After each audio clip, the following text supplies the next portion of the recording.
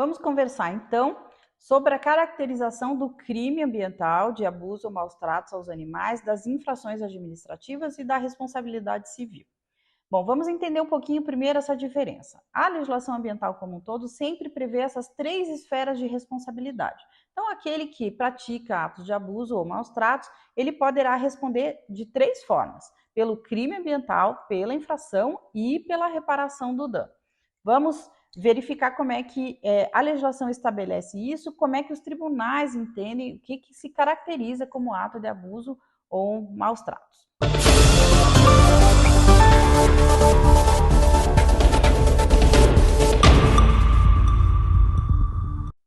Vamos lá.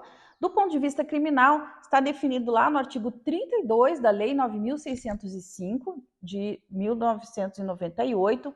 Essa lei vai caracterizar todos os crimes ambientais e ela diz lá, então, no artigo 32, que praticar ato de abuso, maus tratos, ferir ou mutilar animais silvestres, domésticos, domesticados, nativos ou exóticos constitui crime e a pena é de detenção de 3 meses a 1 ano, além de multa.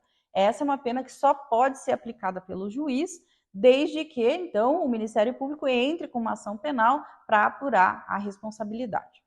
Diz ainda a lei, por uma alteração dada no ano de 2020, que quando os atos de abuso ou maus tratos forem em razão de cães e gatos, aí a pena já não é mais de detenção, nem de 3 meses a 1 ano, mas é uma pena de reclusão de 2 a 5 anos, além de uma multa e a proibição de guarda. Então vejam que o nosso Congresso Nacional votou isso foi incluído na lei no ano de 2020, que quando os atos de abuso e maus tratos forem em relação a gatos e cachorros, a pena é de reclusão, o que significa que inicia em regime fechado, diferentemente dos outros animais.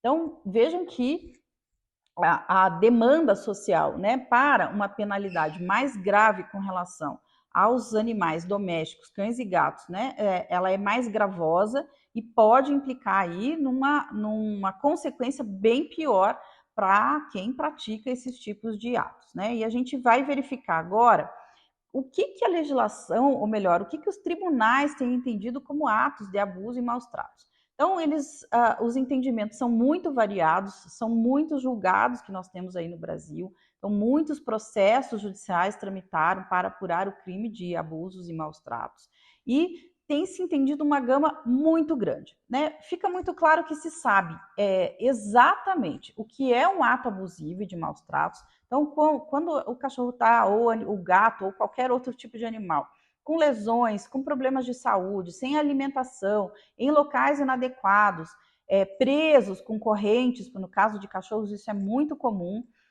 mutilados, né? Então, quando se provoca ali algum dano que venha a perder uma orelha, a perder o focinho, uma parte do corpo desse animal, as mutilações com o corte dos rabos, das orelhas, tudo isso tem se caracterizado como atos de abusivos e de maus tratos.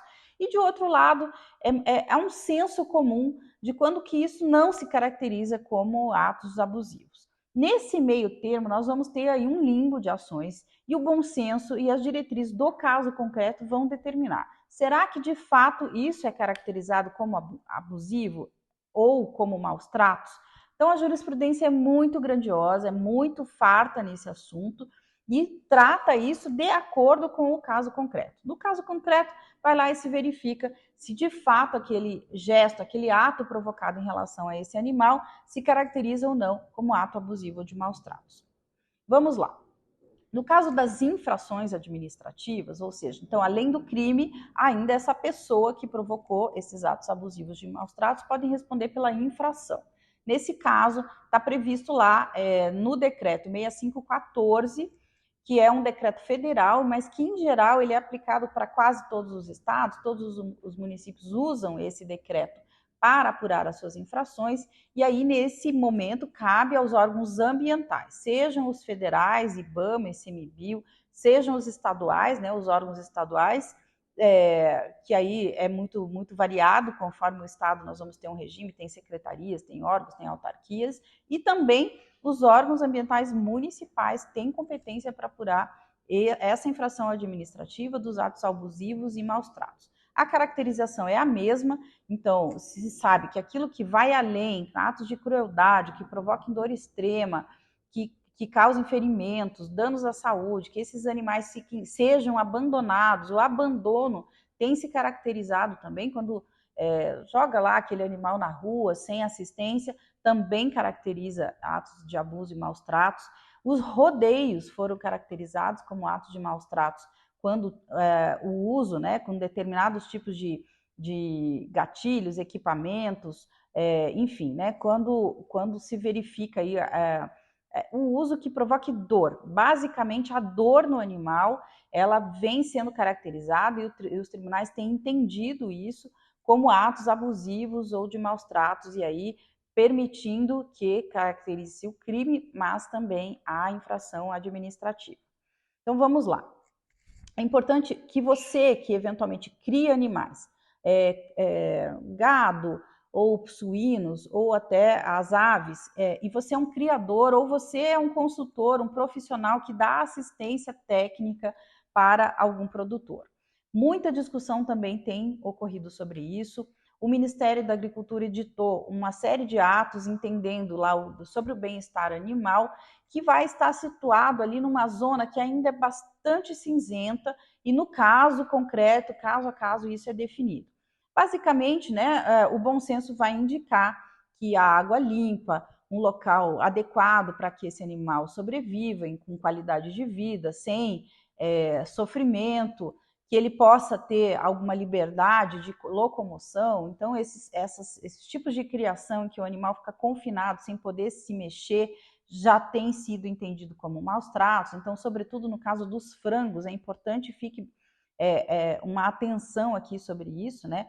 Confinar esses animais em gaiolas muito pequenas, em que eles não consigam se mexer, tem sido caracterizado em algumas situações como atos de abusivos ou de maus tratos, não oferecer uma água limpa e fresca, enfim, né? Aí a gama é muito grande. Então, há que ter uma atenção específica sobre isso. Então, quando você verifica num plantel animais machucados, animais que entram em briga entre si, se machucam, tudo isso, né? Se não houver uma vigilância muito clara, pode ser sim caracterizado, e aí vem o crime e vem a infração administrativa, além da possibilidade dessa pessoa responder pelo dano ambiental, e aí, em geral, caracterizado aí como um dano moral, então, que é avaliado aí de forma bastante subjetiva, mas que entra numa conduta de que a sociedade não aceitando esse tipo de atividade, a sociedade em si, ela requer aí uma reparação civil, que em geral é feita de forma financeira ou por alguma compensação que o juiz também vai condenar no caso da reparação civil. Importante ainda dizer, né? Há uma zona aqui, quando a gente está tratando de abuso e maus tratos, que é uma zona cinzenta. Então, a gente sabe, né? Bom senso é de se aplicar nessa hora. Se você é um fiscal de um órgão ambiental, né?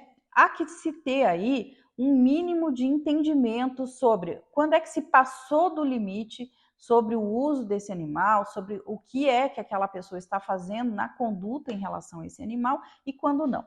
Eu quero chamar aqui uma atenção bastante específica sobre essa alteração legislativa, né, que tornou o crime contra cães e gatos muito mais pesado do que qualquer outro animal. E isso, claro, vem em decorrência de uma demanda social. Quase todas as famílias hoje em dia, né, têm seus cães, os seus gatos dentro de casa.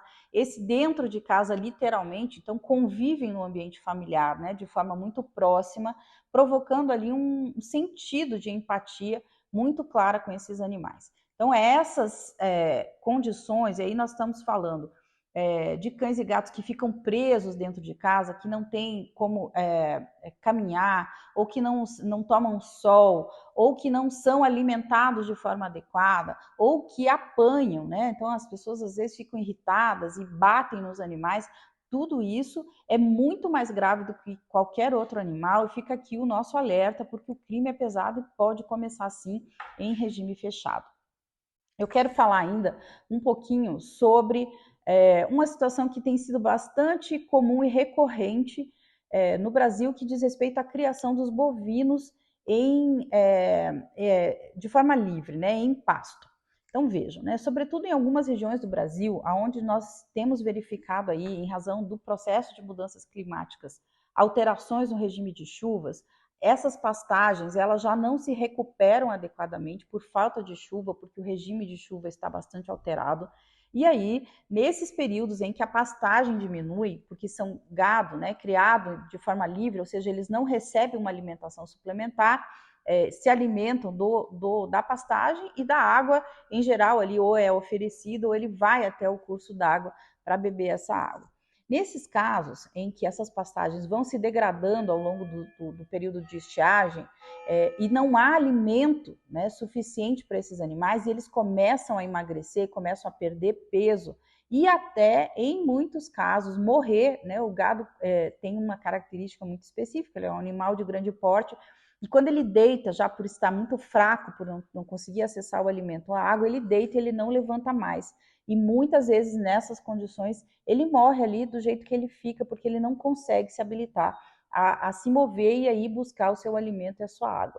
Então, nesses casos, nós também vamos ter aí uma prática de maus tratos que ela se inicia até antes do gado já começar a deitar e começar a morrer, que é a falta da alimentação ou da antecipação da silagem para esses animais. O que eu quero dizer com isso? Se a fiscalização chega lá na sua fazenda, você é um produtor de gado que está em pasto, que está criado de forma extensiva e livre, e se verifica que esse pasto ele já começa a se degradar e você não providencia suplementação alimentar ainda no início desse processo, quando o gado já tem a sua alimentação diminuída, isso em si já vai caracterizar atos de maus tratos e fica aí o nosso alerta, porque é preciso, né, que os produtores rurais se antecipem nessa silagem, na ração, naquilo que é necessário para aquele gado atravessar esse período de estiagem, de seca, para que ele não comece a sofrer uma degradação física em razão da falta de alimentação ou de água. Então fica aqui o nosso alerta para o pessoal aí do Cerrado, pessoal, muitas vezes no sul também tem acontecido muito isso, períodos longos de estiagem, as pessoas não se preparam de forma adequada e os animais ali começam a correr e ter problemas de sobrevivência ou de forma adequada, né, com um mínimo de qualidade de vida. Muito bem, então nós temos aí um cenário amplo. Eu quero chamar, por fim, a atenção aos pesquisadores, né? A legislação, a Lei 9.605, estabelece que provocar atos dolorosos dos animais, ainda que para fins científicos ou de pesquisa, também é caracterizado crime. Então, para você que é professor, para você que é aluno de uma universidade, para você que está ali numa pesquisa científica e usa um ratinho, usa um macaco, usa um símio, enfim, qualquer outra espécie aí, há que se ter muita atenção de não se provocar situações dolorosas nessa produção da pesquisa científica, porque também isso é crime e pode ser responsabilizado aí todos os envolvidos, inclusive os alunos da universidade que participam dessas atividades de pesquisa numa situação aí caracterizada como tal. Então, aqui o nosso cenário. Então, você que é criador já tem todas as informações aí para saber quais são as consequências. E eu quero dizer o seguinte, as multas dos órgãos ambientais, elas variam aí, né? O decreto fala de 500 a 3 mil reais por animal que se caracteriza o ato abusivo de maus tratos. Então, esse de 500 a 3 mil reais, como é que os órgãos ambientais fixam? Em geral, eles têm lá uma regra que avalia a capacidade econômica do infrator, avalia o grau, né, em que aquela situação ocorreu, então se foi muito gravoso, se o dano ao animal foi muito pesado, então vai chegando lá mais perto da multa mais alta por animal, e no crime também vai funcionar assim para o juiz fixar, ele vai considerar as condições do caso concreto. Espero ter colaborado aí com você que cria animais, com você que é um profissional, que você que é um estudante aí de direito ambiental, para saber quais são as consequências no caso de se caracterizar atos abusivos ou maus tratos contra animais.